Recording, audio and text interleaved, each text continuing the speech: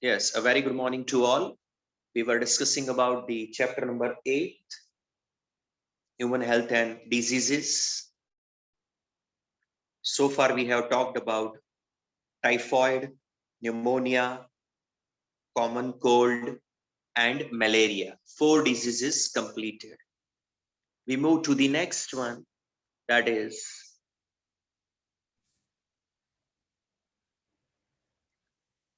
amoebiasis, that is called as amoeboid dysentery.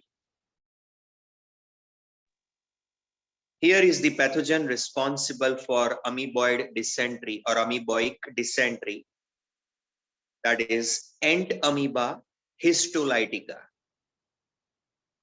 Entamoeba histolytica. Basically, this is a protozoan organism.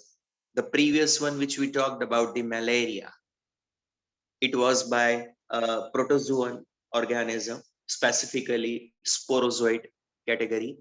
Example was Plasmodium. This one, amoeboid protozoan named as Entamoeba, that's a genus. Histolytica is the species of the same. Basically, it enters through the mouth, infected material. When it enters into the mouth, passing through the alimentary canal, reaching to the large intestine. That is its target site. Its target site is the large intestine. In a large intestine, it carries out infection and further penetration into the wall of intestine. This causes constipation, abdominal pain and cramps, stool with the feces, that is undigested fecal waste which has been discarded through the anus. That stool with excess of mucus and blood clots. While remaining in the wall of intestine, from the blood vessels, it is eating away the RBCs. It feeds upon RBC of the blood of the host organism. So there will be a bleeding from those areas, and these blood clots, along with the lot of mucus, because of the infection, the inner lining of the intestine will secrete a lot of mucus over there. So a lot of mucus and blood clots will be present in the stool of this patient who is suffering from amoebiasis. How does it spread? The stool itself carries a lot of amoebae and its spores. So when this stool is discharged by the patient, now the house flies which are sitting on them, they will transmit this parasite from the feces of infected person to the water and food material and contaminating them. And when this water, infected water and infected food material consumed by the healthy person, again the cycle progresses. Again it will enter in the mouth and through that in the alimentary canal, and again the similar pattern of infection. This pathogen severely damages the mucosa lining of intestine. That is about the amoeboid dysentery. Which pathogen is responsible for amoebiasis?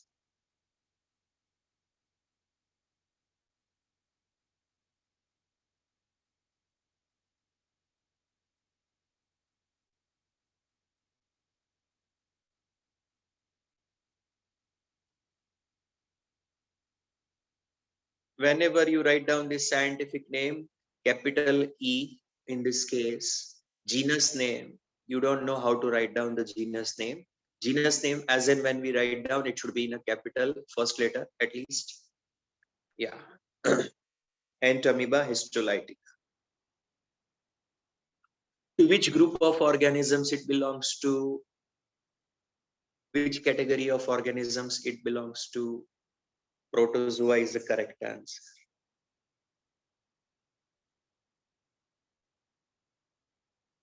Which insects will be responsible for transmitting this from the fecal waste to the water and food and contaminate them? House flies. And these contaminated food, if taken by the individual, will also get infected. In the body of a human, which is the target site where the infection will be taking place? Large intestine. In case of amoebiasis, large intestine is the target over there. Constipation, abdominal pain and cramps and bleeding from the mucosa lining and lot of mucus secretion are its symptoms. The next disease is ascariasis.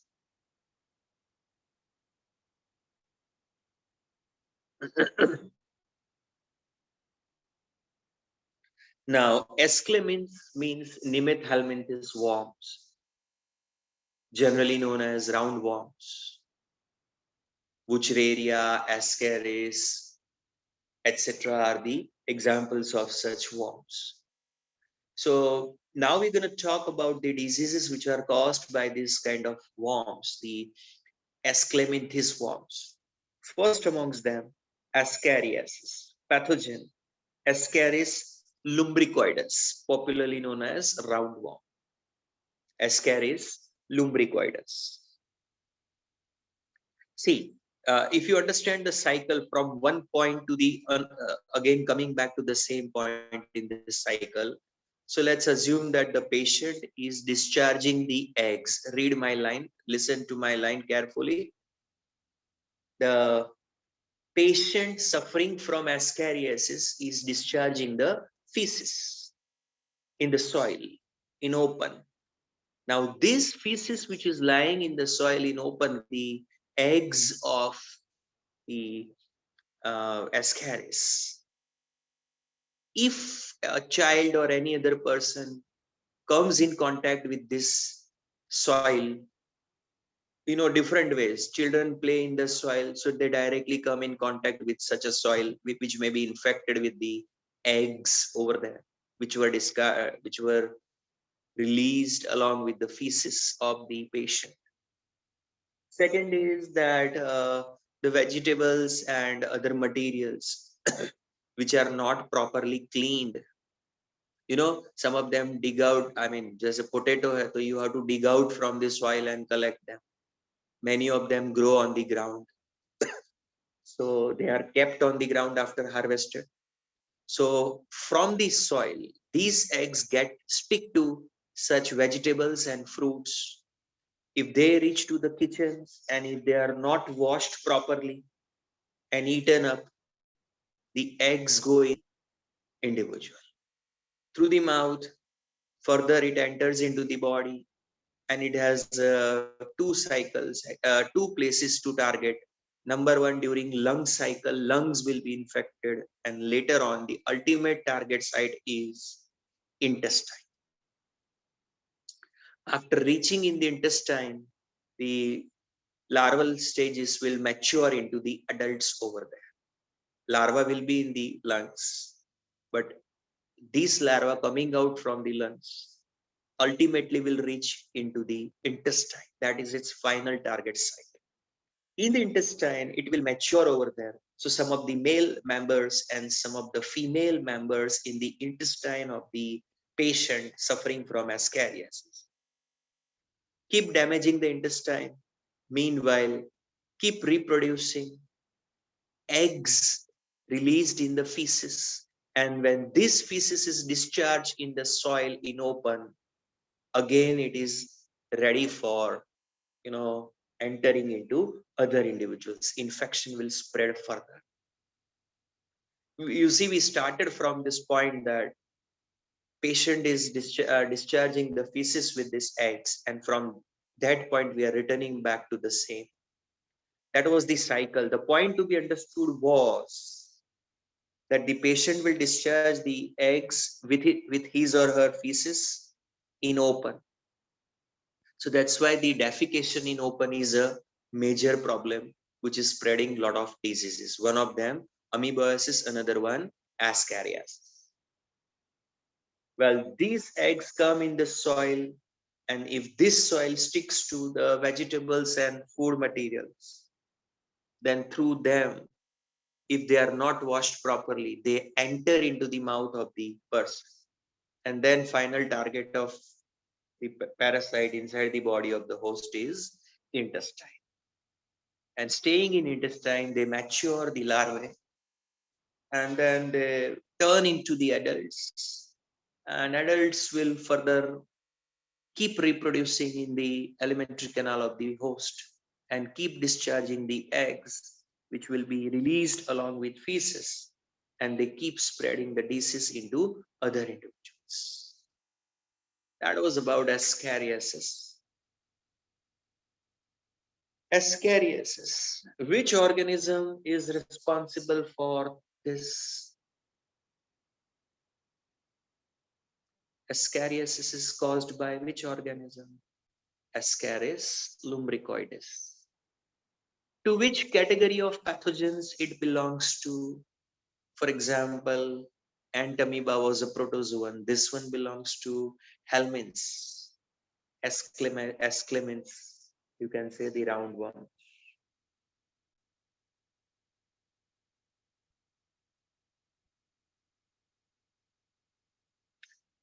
How are the eggs of this worm come in the soil? They come along with what?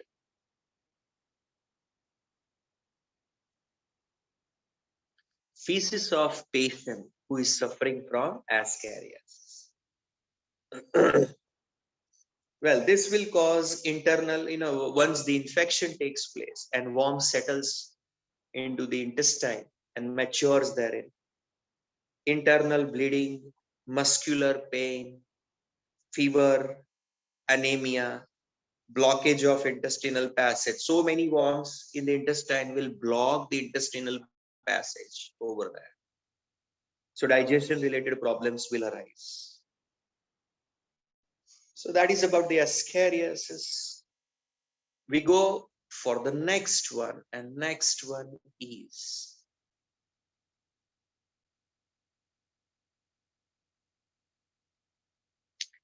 filariasis. Another name, elephantiasis. As you can see, the infected part, there the leg particularly. It enlarges so much so that it looks as if it's the elephant's leg, not the human leg. So this is called as elephantiasis. As far as the other name is concerned, it's the filarial worm which is responsible for the same. This has been caused by the filarial worm. So it is called as filariasis. Let's talk about the pathogen. Pathogen responsible for this, again, Asclepias category, worm. It is termed as filarial worm, or it is known as Wuchereria.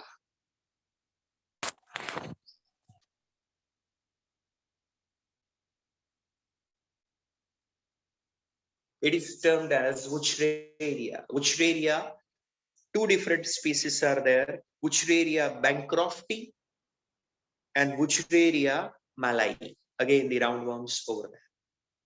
Wuchereria bancrofti and Wuchereria malai are the two different species, malai and bancrofti, which are normally causing this filariasis in human. If you understand uh, the cycle, if you understand the cycle, you realize this, that there are two uh, hosts over there, and in these two hosts, it's humans which are primary host because sexual reproduction occur over here, and mosquito is the female mosquito is the secondary host and vector host. Achha, let us understand this cycle.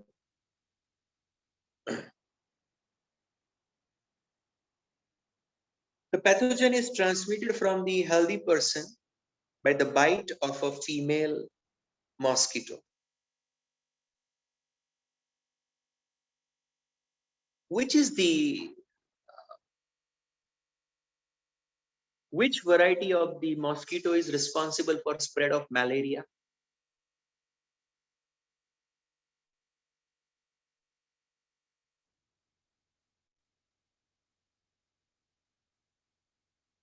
Female Anopheles, isn't it? That's the one.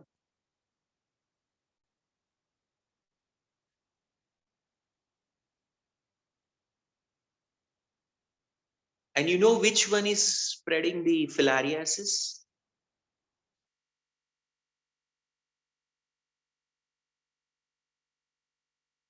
Which variety of mosquito spreads the filariasis?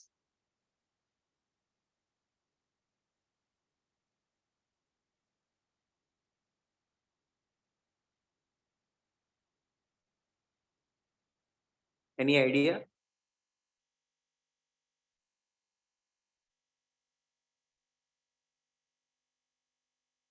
Yes, Culex petigen.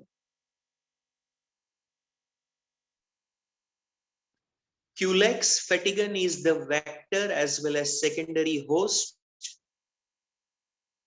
in this spread. So let us understand how it happens. Now assume that whenever we talk about cycle, we have to understand that from one point we will come back to the same point that will make the cycle. So from one point, that is the infected patient. This is the patient. When a mosquito bites this patient, the worm, its larval stage, that is microfilaria, is been sucked along with the blood by the mosquito. I repeat, Culex fatigan, the mosquito, the female member, bites the patient and sucks the blood, and while sucking the blood, few microfilariae, that is the larval stages of this Bushraria worm, enter into the female mosquito. Now it has to complete certain development and completes those developmental stages, passing through one larval stage to another. And when the same female mosquito bites uninfected person, in that uninfected person, she delivers the worm larval stage. This larval stage, passing through various parts of the body, finally reaches to the lymphatic system of the infected person. And inside the lymphatic system, it blocks the lymphatic vessels. It settles, these kind of worms settle themselves into lymphatic nodes. जैसे हमारा blood circulatory system है, वैसा हमारा lymphatic circulation होता है. उसकी जो vessels होती है, उसमें at regular interval there are little bit larger areas called as lymph nodes. So these worms settle themselves into lymph nodes and block them, and that causes blockade in the lymph circulation, which causes enlargement of limbs. Particularly limbs and lower side of the abdomen are the sites where mainly the worm will settle down. So, and there it stays in male and female over there, and they keep reproducing in that lymphatic system and keep preparing the larval stages, the microfilariae, and they keep circulating in the body and reach to the blood. And when again this patient is having the bite of the mosquito, mosquito will carry one more time this microfilariae. Did you understand the cycle? Mosquito sucks microfilariae from the patient. Microfilariae develop inside the body of mosquito. Again, mosquito biting the uninfected person and infects that person, transmits these larval stages. In the newly infected person, these larvae finally finally settle down in the lymphatic system.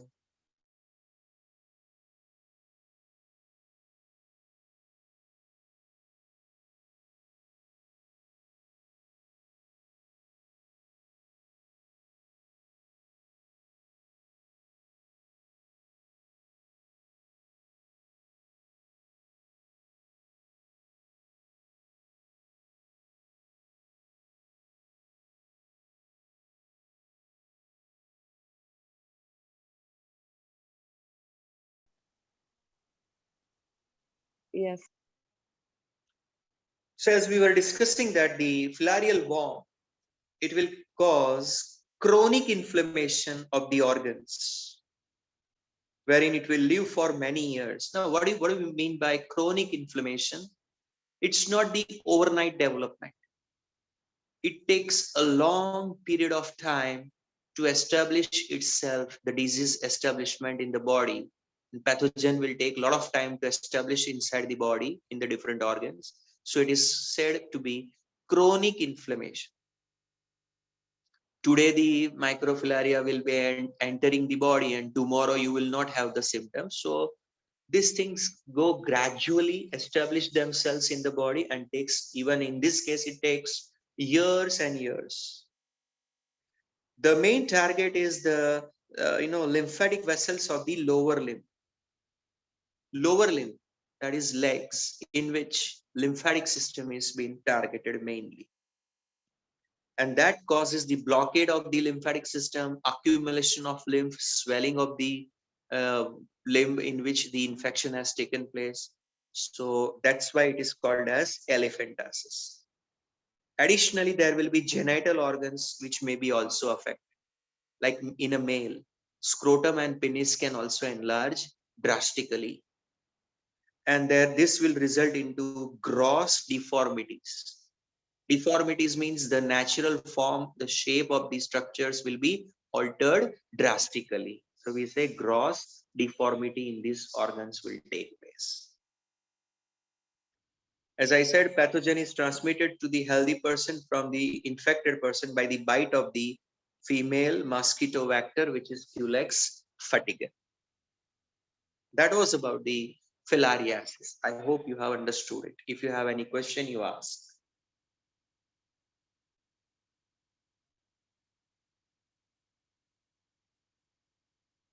Do you have any question?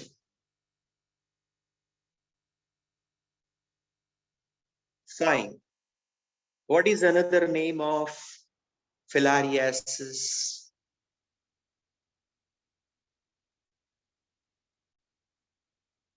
Elephantiasis. Which pathogen? The scientific names of this pathogen you've got to give, not only simply writing filarial worm. The complete scientific name of this pathogen with its species. Yes, Wuchereria, but what? Which two species? Wuchereria bancrofti, that's the one. And write separately, Wuchereria malai. That is correct. Which is the vector for the spread of filariasis? Culex fatigan mosquito females are responsible for its spread when they suck the blood of the patient. Which stage of the life cycle of the filarial worm is being sucked by them? From the blood of the patient, when the Culex sucks, yeah, the larval stage called microfilaria. Very good answer. Nice. Obviously, it transforms into few other stages, and then again the same mosquito bites the uninfected person. It will introduce the pathogen into that body. Inside the body of a newly infected person, ultimately, which is the site where the worm will settle down and turn into an adult and keep reproducing over there for years and keep delivering the microfilaria over there. Yes, lymphatic system, and particularly in the lower limb region. Apart from the lower limb, What else is also undergoing gross deformities after this infection of many years? Genitalia, particularly in a male individual. This is the chronic inflammation, what we are talking about, the filariasis. Well, the last one in the list is ringworm.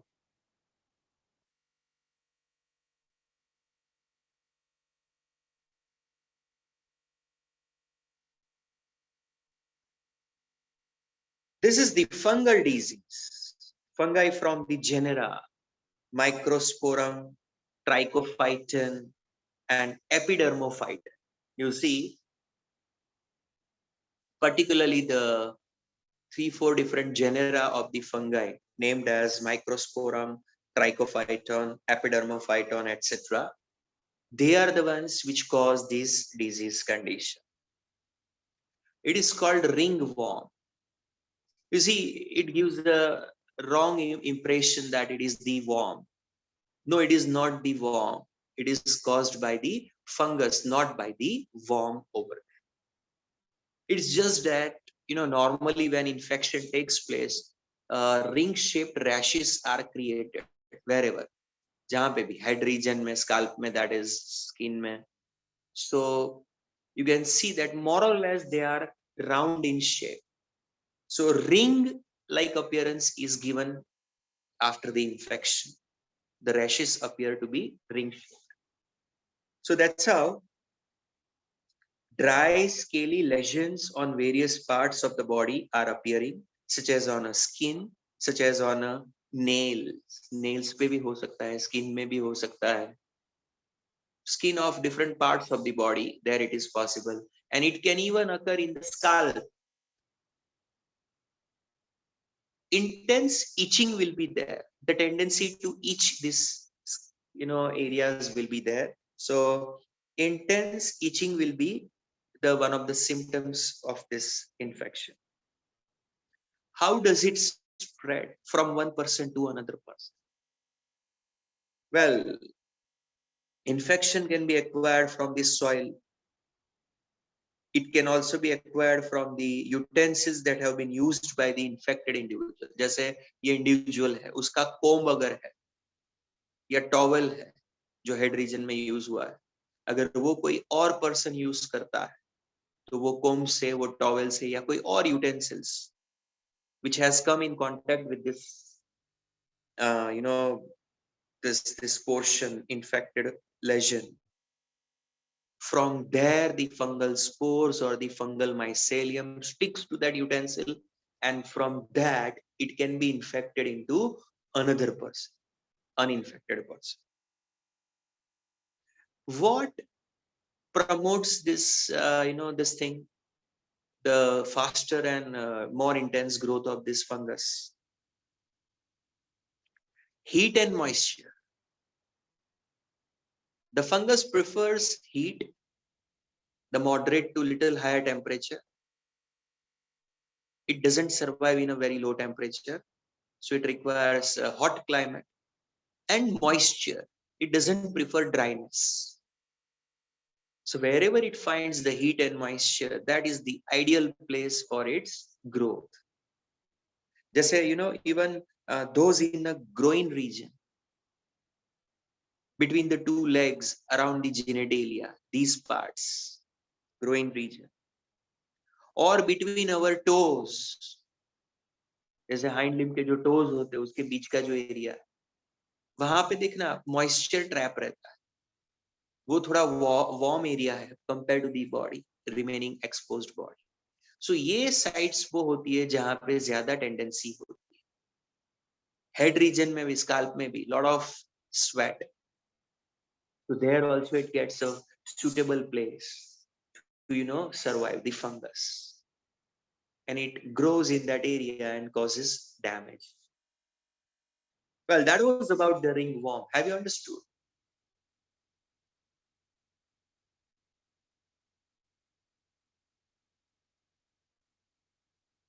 So which group of pathogen is responsible for causing the ringworm?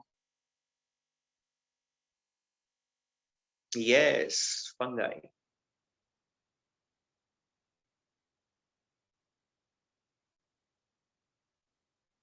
Which genera of the fungi are popularly or commonly causing this thing? Ringworm. Very good answer, Asta and Ayush. Microsporum, trichophyton, epidermophyton, etc. As a symptom, what one can see on the body after the infection of this? Dry, scaly lesions. Yes.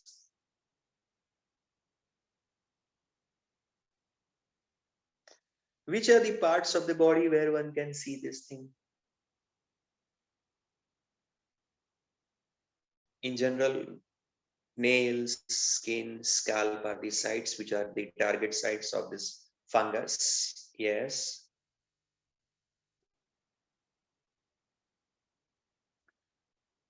Another symptom after the having these lesions, another symptom that one can experience is intense itching. Yep. Which conditions promote the growth of these fungi?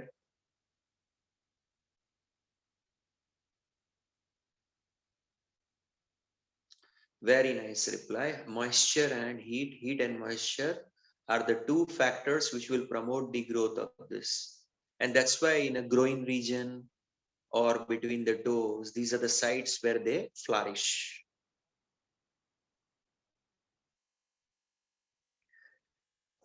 The fungi spreads through the infected utensils of a infected person who is already infected. His or her utensils can be the source of this spread of fungi. Well, that was all about the various, you can say, diseases.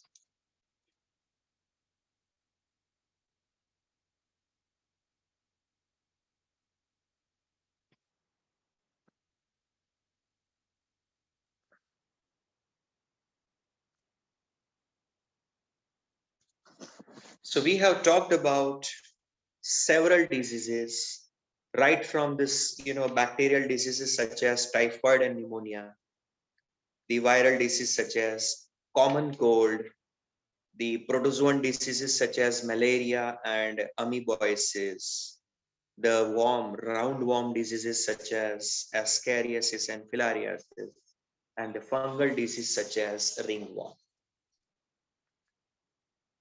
There are plenty of other diseases about which you must be aware of as far as need exam is concerned. Remember this thing. When need exam is concerned, you have to be ready with extra information. But because we have studied about the various diseases, viral diseases, fungal diseases, and bacterial diseases in chapter number 2 of 11th standard, I assume that it is prepared from your side. So whenever need exam related test occur, we are having a authority to ask questions from anywhere as such. So we may ask questions from those lists. So prepare those lists of bacterial, viral, and fungal diseases which are already given to you. Now comes the prevention and control of these diseases. In last 1 year, world has realized certain aspects, the importance of prevention and control of diseases such as COVID-19 and others. The fact that if not controlled, they can create a havoc, they can disturb the normal routine life. So in last 1 year, I guess, most individuals on the earth, I'm not talking even our country, must have realized things which were not realized earlier, but now people have realized how to, what is the importance of prevention and control of these diseases.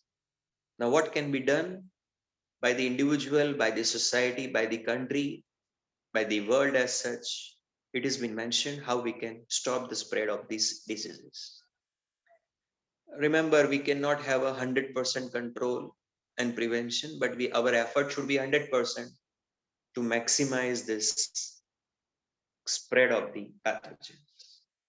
First one, personal hygiene. As an individual, you can make sure that your body remains clean. You are consuming a clean drinking water, consuming clean food, vegetables, fruits, etc. See, I told you one example. Vegetables and fruits which are coming in contact with the soil in open after harvesting, they may carry these eggs of ascaris and other such diseases. Drinking water.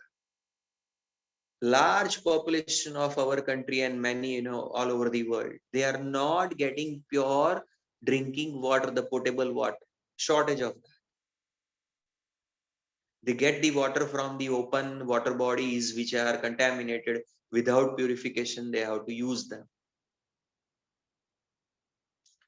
It may contain fecal waste of animals, human, and so many other different pathogens may be a part of it. And that goes to the kids, and kids suffer from diarrhea and amoebiasis and typhoid and many such problems over there, which can spread through infected water and even food. So if you ensure that you never consume the food which is kept in open, but we cannot control when we see the pani puri, lari, we go out of control and forget about all this biological knowledge and just enjoy that. uh, so consumption of such infected food can be a major issue, major problem for the spread of many diseases.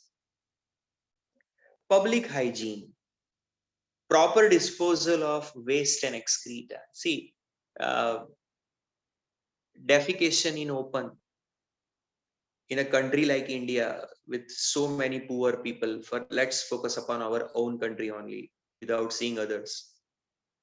So millions and millions, even crores of people were going for open defecation. In last decade, the things have improved, but it is not 100% achievement. There are still so many who are going for defecation in open. Government has definitely taken some steps to stop this problem of menace of open defecation. But then still the population is so huge that you cannot cater to the need of each person. So again, we are against the race of time. We are in the race with the time, rather, that the rate at which population is increasing, and against that the arrangements which we have to make are always falling short from certain level. Then apart from this disposal of excreta and waste, second is periodic cleaning and disinfection of water reservoirs. You may have heard about cleaning of Gotri Lake, cleaning of lake in Sama and other places, cleaning of water tanks, regular interval at which you have to clean these water bodies, because they are in open and they are vulnerable for all sorts of infection, and people dump everything and anything into them. So they will become the best places for the flourishing of pathogens. So on regular basis, they are disinfected. Particularly if I explain to you that in a monsoon season, the disinfection, etc., is frequently done over there. Disinfection and cleaning of the water reservoirs, the pools, the cesspools and tanks. These are cesspools and tanks are they basically underground drainage and other such arrangements. These measures are particularly essential where the infectious agents are transmitted through food and water. Typhoid, amoebiasis, ascaris. You see, infected food can be responsible for, infected water can be responsible for spread of these diseases. Then to avoid airborne diseases like pneumonia, common cold, COVID, etc., one should avoid contact with the infected person or their belongings. See, wear the mask, maintain the distance, do not gather in the enclosed areas where ACs are there, just theaters. You see, everything else has started, but theaters में अभी भी problem हो रहा है. They are not giving full fledged freedom to the theaters to run themselves because a confined area with AC, तो जहाँ पे exhaled air circulation में आती रहेगी. So even if there is a one patient releasing this exhaled air with the infected, pathogen, it can spread into all of them at a one go. Open premises में अगर है तो नहीं इतना chances है.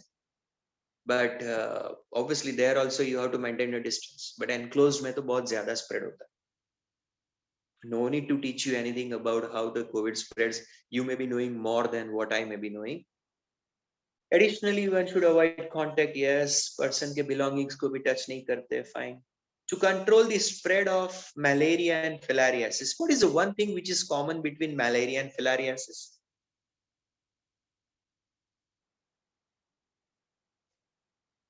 What's the one thing common between malaria and filariasis?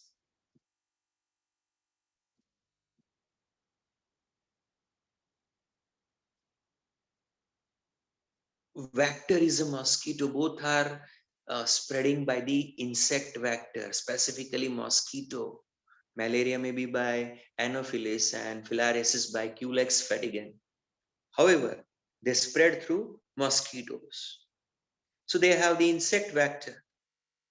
In that case, we have to eliminate their breeding places, such as a stagnant water in and around the residential area over there, even in our coolers, etc. All these things happen. What happens is that these insects, particularly the mosquito, lay their eggs in a stagnant water. And there the larvae of this mosquito grow. And from these larvae, the mini mosquitoes will develop and further they turn into adult. If you get rid of stagnant water unnecessarily lying around your habitats where you live, like your residential area around them, everywhere in our societies, in our areas where we live, on our terraces become the main sites, our water tanks. कहीं पे अगर cooler का use होता है तो cooler में क्या होता है, एक पीछे कंपार्टमेंट होता है जिसमें वाटर हम मेंटेन करते हैं. तो इंसेक्ट्स को घर में अपने आप को हाइड करने के लिए और वाटर में रिप्रोड्यूस करने, एग्स ले करने के लिए बेस्ट प्लेस है कूलर. कहीं पे टायर्स पड़े रहते हैं, टायर्स में पानी भर जाता है monsoon.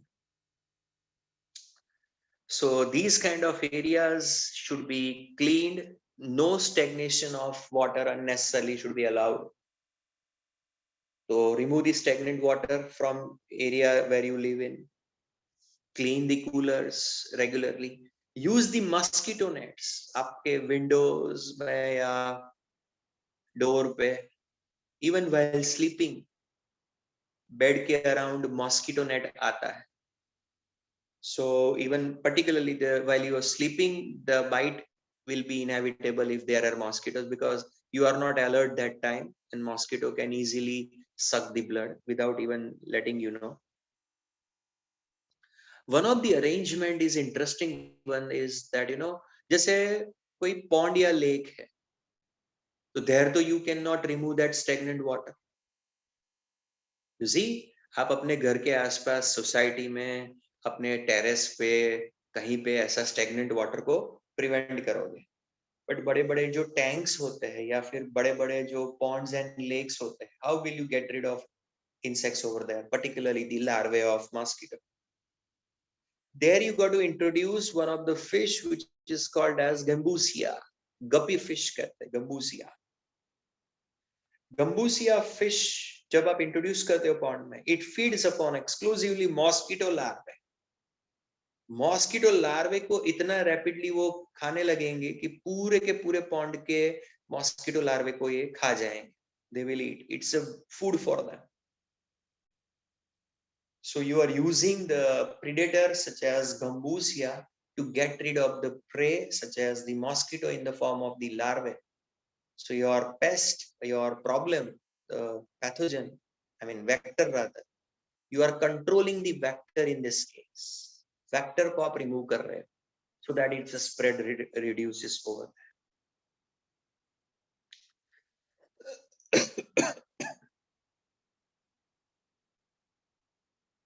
Then you have to spray the insecticides in ditches. आपने देखा होगा गवर्नमेंट के जो ऑफिशियल्स एंड वर्कर्स होते हैं वो व्हाइट कलर का पाउडर डालते हैं रोड साइड्स पे या ऐसे डिचेस है या ऐसा कोई ओपन एरिया है वहां पे ड्रेनेज एरिया एंड स्वैम्प्स में स्प्रेड करते हैं ऐसे इंसेक्टिसाइड का स्प्रे करते हैं. Door and window should be provided with the wire mesh. अच्छा मैंने बोला ना वो नेट जैसा आता है वायर मैश आता है to prevent the entry of mosquito in your home. These measures also help in control of dengue and chikungunya. अच्छा इनका वेक्टर है Aedes mosquito. Aedes mosquito will spread dengue and chikungunya. Culex fatigans will spread filariasis. Anopheles will spread malaria. So you have to remember the vector for each one. अच्छा malaria is caused by pathogen plasmodium. Filariasis is caused by pathogen Wuchereria. तो अगर ऐसा कोई पूछे कि dengue is caused by which pathogen?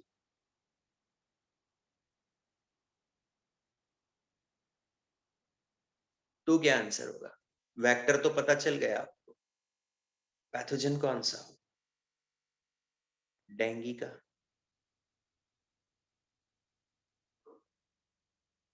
ठीक है, correct है dengue virus, but it's a virus undoubtedly. Yup. What's the name of that virus?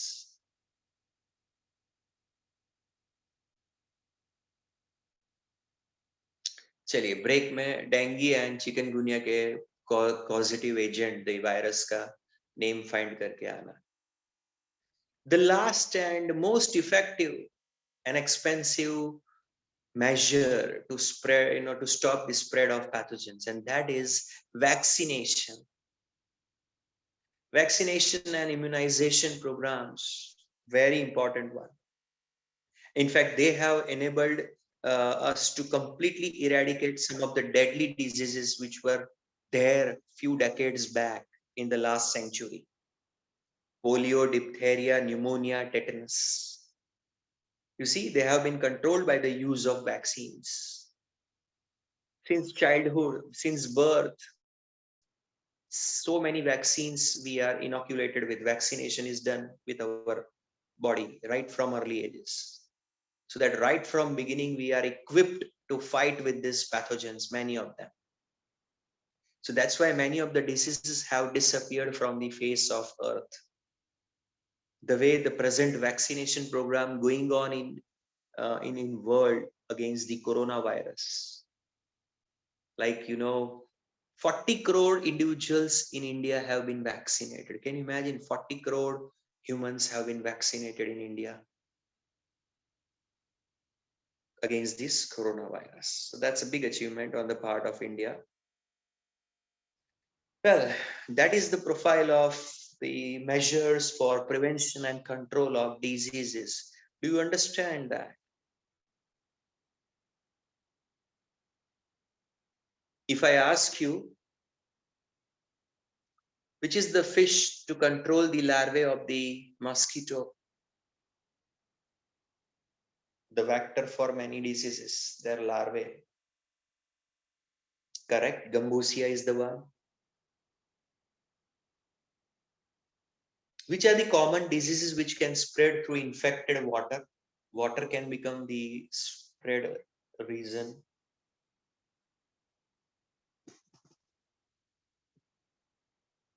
The one which are given in the textbook, in that three of them. One is typhoid.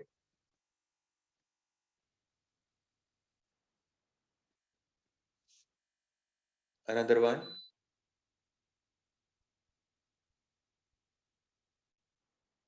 Come on, again, other than typhoid, which ones?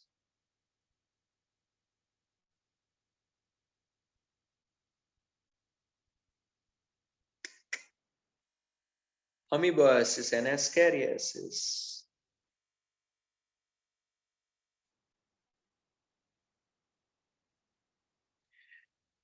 Which two viral diseases spread through the Aedes mosquito?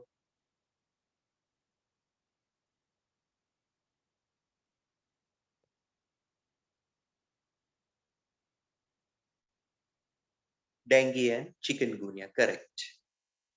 I'm giving you the task to find out the pathogen's name. Okay?